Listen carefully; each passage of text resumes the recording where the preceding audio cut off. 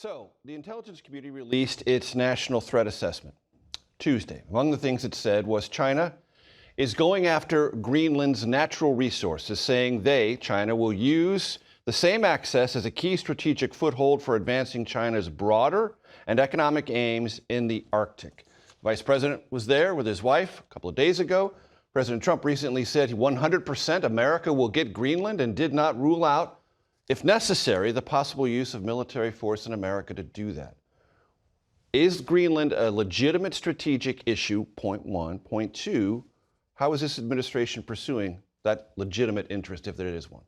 Point one, Greenland has got a lot of rare earth minerals and has enormous value, just as many other places around the world do. So, legitimate interest and stronger ties with Greenland? Absolutely. The idea that we are going to threaten a military invasion against a population that, at least everything I've read, overwhelmingly, the people in Greenland don't want to become part of America.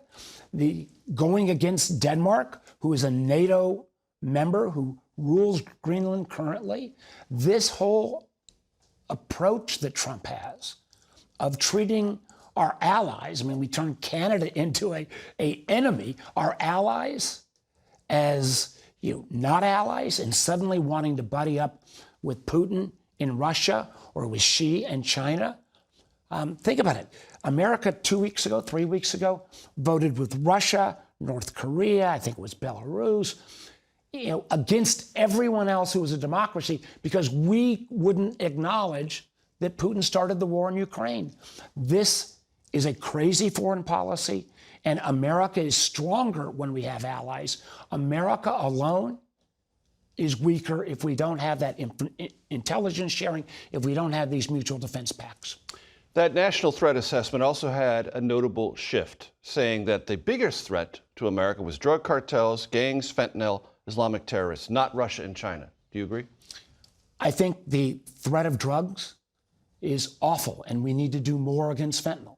I think the long-term strategic technology competition with China is the issue, not just of today, but the next 30 years. It's AI, it's quantum, it's a whole series of biotech as well. On the question of Russia, here's the remarkable thing.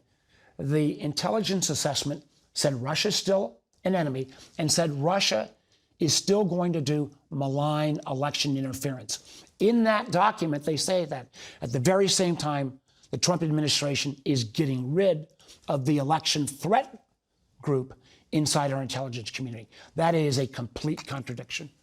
Very quickly, this threat assessment does not mention climate change. It was there in the previous Trump administration and the Biden administration. Your reaction? Denial of science doesn't mean that it's not happening. One of the reasons why Greenland and the Arctic, because we've had so much ice melt, there are a whole suddenly set of new shipping lanes. You can't deny what is happening. Call it sea level rise, call it whatever you want. We spend hundreds of millions of dollars raising the piers each year in Norfolk because of sea level rise. You can't ignore what's happening. Democratic Senator Mark Warner, Virginia, Vice Chair of the